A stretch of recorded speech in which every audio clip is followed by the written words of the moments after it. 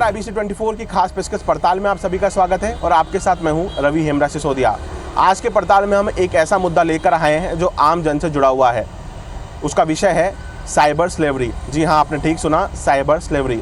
Cyber slavery एक इस तरीके का माया जाल है जिसके अंदर भारतीयों को ही भारतीयों से ठगाया जा रहा है। यानी कि यहाँ के युवाओं को विदेशों में ले जाकर जिनको कॉल सेंटर के नाम पर उन्हें बुलाया जा रहा है, एक लोक लुभावनी जॉब देने के नाम पर उनको बुलाया जा रहा है और फिर वहाँ से बैठवा कर उन्हें भारतीयों को ही ठगा जा रहा है।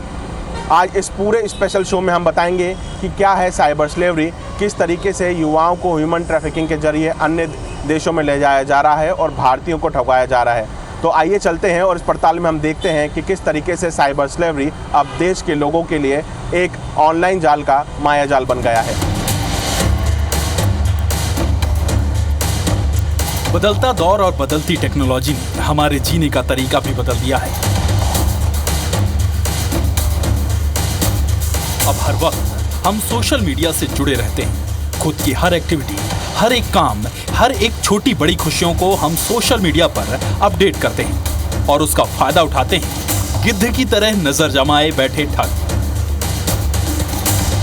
आपकी हर एक्टिविटी का एक एल्गोरिदम होता है जिससे तैयार होता है आपको फंसाने का प्लान।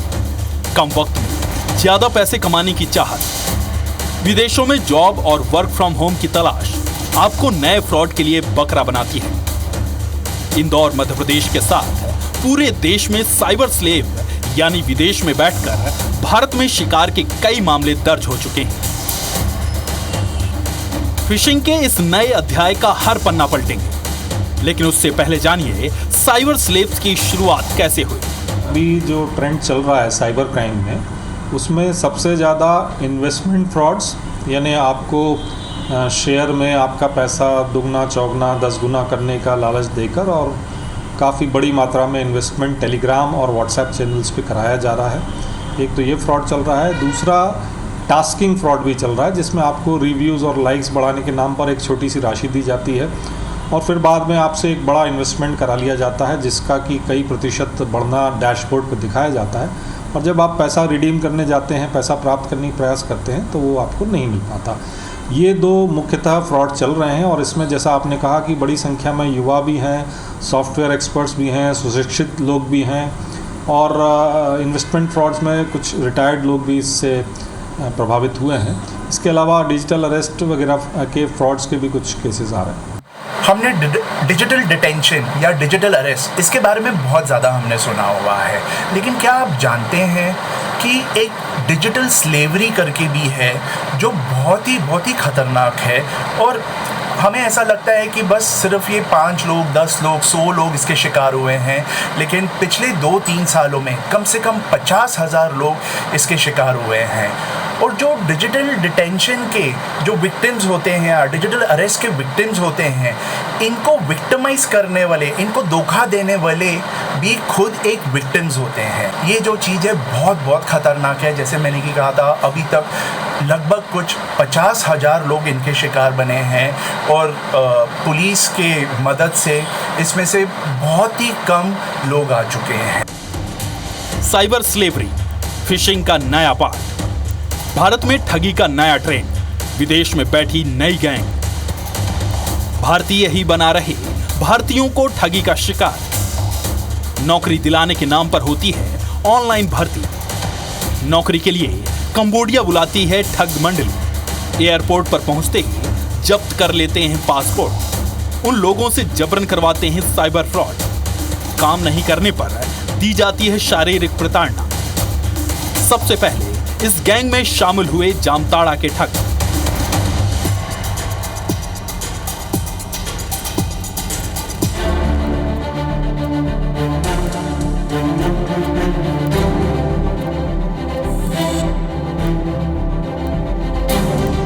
अभी हमने आपको बताया कि साइबर स्लेवरी क्या होता है और कैसे इसकी शुरुआत भारत में हुई है। अब आपको बताते हैं कि किस तरीके से युवाओं को इस साइबर स्लेवरी के जाल में फंसाया जाता है, कैसे पीड़ितों को फ़ोन आते हैं, कैसे लिंक मिलती है और कैसे ऑनलाइन ठगी के शिकार वे हो जाते हैं। अब तक कितने ऐसे युवा हैं जिनको इस तरीके से साइबर स्लेवरी के माध्यम से विदेशों तक ले जाया गया है और उनसे ऑनलाइन फ्रॉड करवाए जा रहे हैं।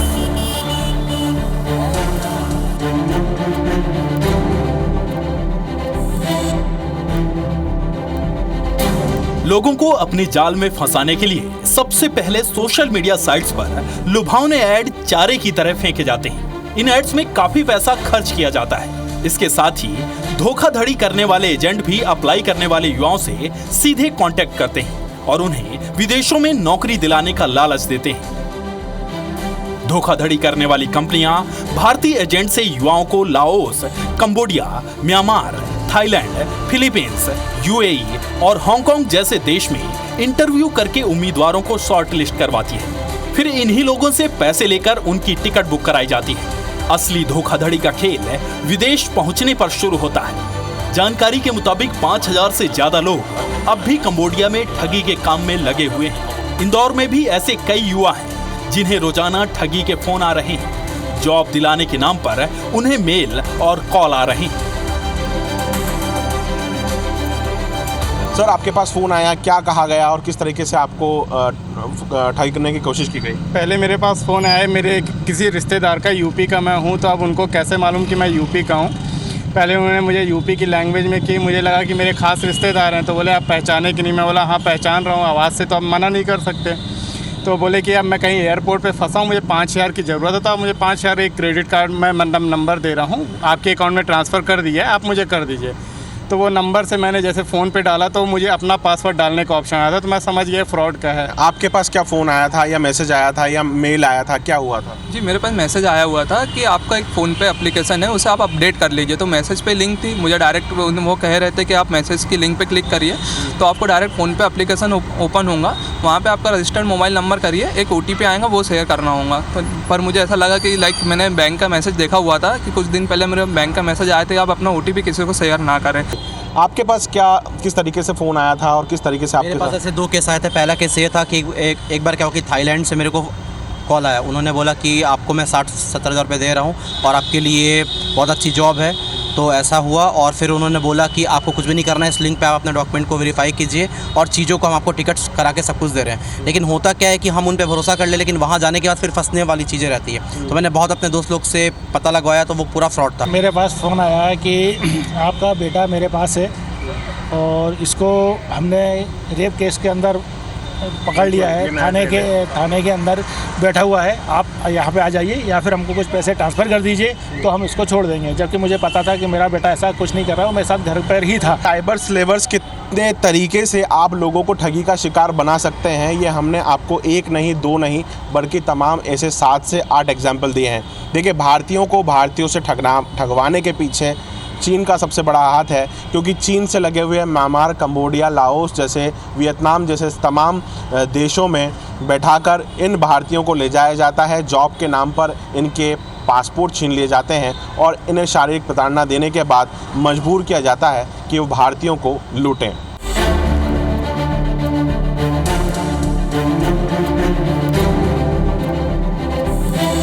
एक लिंक शेयर की जाती है और उस लिंक में इन्वेस्टमेंट के नाम से एक ऐप का नाम रहेगा जो कि अंतर्राष्ट्रीय राष्ट्रीय स्तर पर इस तरह के जो इन्वेस्टमेंट एडवाइजरी फर्म्स होती हैं प्रतिष्ठित, उनसे मिलता जुलता नाम रहता है। और उस लिंक को जब वो डाउनलोड करते हैं तो वो उनके गैजेट पर एक ऐप डाउनलोड हो जाता है और उस ऐप के माध्यम से फिर उनसे इन्वेस्टमेंट कराया जाता है। कि जो फ्रॉडस्टर्स है ये ज़्यादा करके एजेंट्स होते हैं, ये व्हाट्सएप, इंस्टाग्राम, फेसबुक या ईमेल, इनके ज़रिए ये ऐसे ऐसे लोगों को ढूंढते हैं जो लोग बाहर की नौकरी ढूंढने की कोशिश कर रहे हैं। उनको कहीं ना कहीं से सारा डेटा मिल जाता है या तो वो ऐसे ही तुक्का मार देते हैं और लोगों को मैसेजेस करने चालू होते हैं।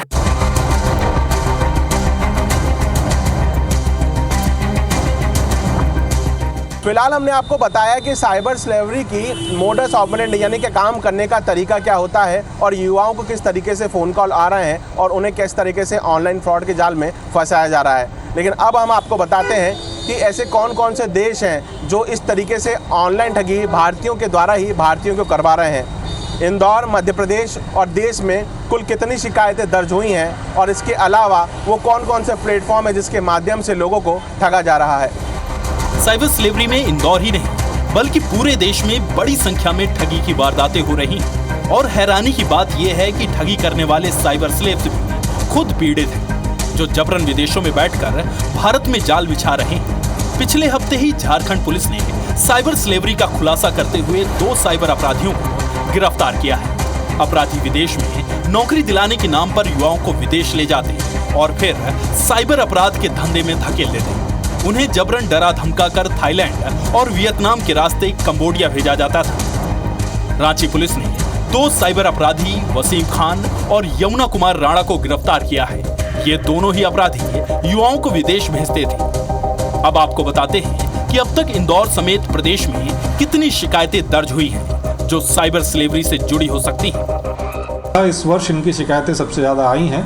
लगभग 100 के करीब शिकायतें राज्य साइबर सेल की इंदौर इकाई को प्राप्त हुई हैं और इनमें जिन खातों में पैसा डलवाया गया है, जिन बैंक खातों में पैसा डलवाया गया है, वो भारत के अंदर ही स्थित हैं। सोशल प्लेटफॉर्म पर सबसे पहले हम इंदौर की बात करें तो इंदौर में जनवरी 2024 से लेकर जुलाई 2024 तक 100 से ज्यादा शिकायतें दर्ज हुई हैं। पिछले 6 महीने में अगर मध्य प्रदेश के आंकड़ों की बात करें तो 500 से ज्यादा शिकायत दर्ज हुई हैं। इन सब में इन्वेस्टिगेशन में इनकी base location Vietnam, Cambodia, Myanmar, Philippines, UAE और हांगकांग सामने आई है। सोशल प्लेटफॉर्म टेलीग्राम, व्हाट्सएप पर सबसे ज्यादा ठगी के टास्क आते हैं। इसके अलावा इंस्टाग्राम, एक्स, फेसबुक, यूट्यूब जैसे प्लेटफॉर्म पर भी ठगी हो रही है। सबसे ज़्यादा साइबर फ्रॉड के अंदर युवा ही चपेट के में आ रहा है। इस समय में टेलीग्राम्स पे विभिन्न चैनलों के माध्यम से लिंक आती हैं, इंटरनेशनल लिंक्स आती हैं, जिसके अंदर उन्हें अलग अलग टास्क दिए जाते हैं। टास्कों के माध्यम से उनको पैसों का प्रलोभन दिया जाता है। शुरुआत में तो उन्हें कुछ 50-100 रुपये या कम अमाउंट की राशि मिलती भी है, लेकिन वहीं उनको बड़े लालच को दे करके और ज़्यादा अमाउंट बनाने के लिए बोला जाता है।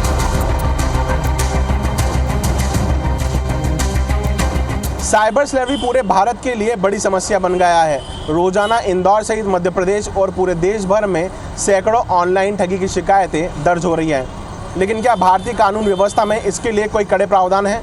BNS यानी भारतीय न्याय संहिता में इस बार कड़े कानून लाए गए हैं और इसे ऑर्गेनाइज क्राइम की श्रेणी में रखा गया है। तो आइए अब आपको बताते हैं कि इन अपराधियों के खिलाफ कितने सख्त सजा के प्रावधान हैं। सबसे पहले इन भारतीय युवाओं को देखिए जिन्हें कंबोडिया गवर्नमेंट ने रेस्क्यू किया है। चेहरे पर मायूसी और हाथ जोड़ते हुए भारत सरकार से विनती करते ये युवा जो गुहार लगा रहे हैं कि इन्हें जल्द ही कंबोडिया से निकाल लिया जाए। इन युवाओं को रेस्क्यू तो कर लिया गया, लेकिन भारत लौटने में इन्हें अभी भी 3 महीने का वक्त लग सकता है। इन युवाओं को डाटा एंट्री की जॉब के नाम पर एजेंट कंबोडिया लेकर गए और फिर वहां उन्हें साइबर स्लेवरी के काम पर लगा दिया गया।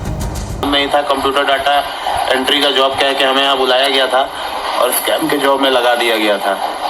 इसलिए इंडियन एम्बेसी से हमारी गुजारिश है कि जल्द से जल्द हमें यहाँ से रिहा करवाया जाए और इंडिया हमारे घर सुरक्षित हमें पहुँचाने की कृपा की जाए। भारत सरकार से मैं आग्रह करता हूँ कि जल्द से जल्द इसकी कार्रवाई की जाए और हमें हम सुरक्षित हमारे घर पहुँचाया जाए। 1 जुलाई से जो नया कानून हमारे देश में लागू हुआ है उसमें धारा 111 BNSS के तहत इसको ऑर्गेनाइज्ड क्राइम की श्रेणी में रखा गया है, साइबर क्राइम। और इसमें जो आर्थिक धोखाधड़ी जो लोग कर रहे हैं वो पकड़े जाते हैं तो उनके विरुद्ध अब कड़ी कार्रवाई का प्रावधान इसमें किया गया है। देखिए, साइबर क्राइम के लिए डिजिटल साइबर क्राइम के लिए IT एक्ट 2000 और अदर क्राइम के लिए जो है ऑफेंसेस ऑलरेडी जो भी कमिट करता है उनके लिए अलग अलग लॉज तो है ही भारत में। लेकिन हाल ही में जो 3 नए क्रिमिनल लॉ आए हैं उसके अंदर भारतीय न्याय संहिता के सेक्शन 48 के अंदर abatement outside India from India के लिए कोई भी अगर ऐसा व्यक्ति जो भारत के बाहर रह कर के भारत में रहने वाले व्यक्ति को कोई भी ऐसा क्राइम करने के लिए उकसाता है तो अब वो भी उतना ही लाइबल उसके अंदर रहेगा। देश भर से करीब 5000 युवाओं को साइबर गुलामी से बचाने के लिए भारत सरकार प्लान बना रही है। जानकारी के मुताबिक पिछले 6 महीने में देश भर में करीब 500 करोड़ रुपए का नुकसान हुआ है। हाल ही में बढ़ते संकट को देखते हुए देश के गृह मंत्रालय और विदेश मंत्रालय ने इलेक्ट्रॉनिक और सूचना प्रौद्योगिकी मंत्रालय और भारतीय साइबर अपराध के प्रमुखों के साथ बैठक कर कंबोडिया में फंसे नागरिकों को बचाने और वापस लाने के लिए एक रणनीति तैयार की गई है। साइबर स्लेवरी क्या होती है, कैसे होती है, किस तरीके से देश के बाहर से ऑपरेट की जा रही है और भारतीय कानून व्यवस्था में कितने सख्त इसके लिए सज़ा है, ये सब हमने आपको बताया। लेकिन अब सबसे महत्वपूर्ण बात है कि किस तरीके से इससे बचा जा सकता है। तो आइए एक्सपर्ट से जानते हैं कि कैसे साइबर स्लेवरी से बचा जा सकता है, कैसे युवा अपने आप को ठगने से बचा सकते हैं।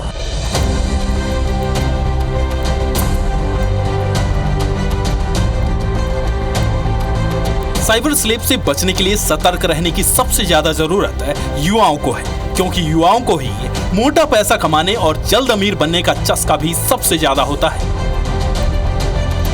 लेकिन जब युवा अपने लालच के चक्कर में इस अंधेरे कमरे में फंस जाते हैं तो फिर ना इससे निकलने के लिए कोई दरवाजा दिखता है और ना ही कोई खिड़की। इसलिए साइबर स्लेवरी और तमाम ऑनलाइन ठगी से बचने का सिर्फ एकमात्र तरीका है और वो है सतर्कता।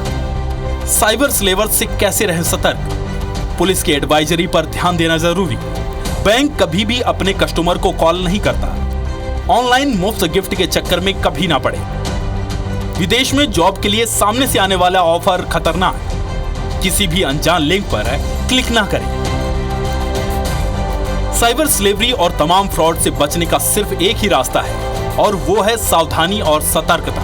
रोजाना नए नए ट्रेंड लोगों को ठगने के लिए सामने आ रहे हैं। उनमें से ही एक है नया ट्रेंड साइबर स्लेवर। लेकिन कई लोग ऐसे भी हैं जिन्होंने सावधानी से अपने आप को एक बड़ी मुसीबत में फंसने से बचाया है। इंदौर राज्य साइबर सेल पुलिस के पुलिस अधीक्षक और cyber crime investigator Ritesh Bhatia भी आपको बता रहे हैं कि आपको क्या-क्या सावधानी बरतना चाहिए। किसी भी अनजान व्यक्ति द्वारा भेजी गई किसी भी लिंक को, चाहे वो SMS के माध्यम से आए, व्हाट्सएप पे आए, ईमेल से आए, उसको आप क्लिक ना करें। किसी भी अनजान व्यक्ति के कहने पर आप अपनी फाइनेंशियल डिटेल्स शेयर ना करें। किसी भी व्यक्ति के या ग्रुप के बुलावे में आकर ज़्यादा आकर्षक जो लाभ है उसके लालच में आप निवेश ना करें। जितने भी यूज़र्स हैं, जितने भी सिटीजन्स हैं, प्लीज़ ऐसी चीज़ में आप मत फंसिए। कोई भी आपको बोल रहा है कि मैं आपको काम के लिए लेके जा रहा हूँ, लेकिन हाल फिलहाल टूरिस्ट वीज़ा पे चलना, उसके बाद में हम उसको वर्क वीज़ा करा देंगे, प्लीज़ इस चीज़ पे मत भरोसा करना। इस चीज़ के बारे में आप गूगल करना, न्यूज़ पे देखिए, पढ़ लेना कि क्या क्या लोगों के साथ हुआ है।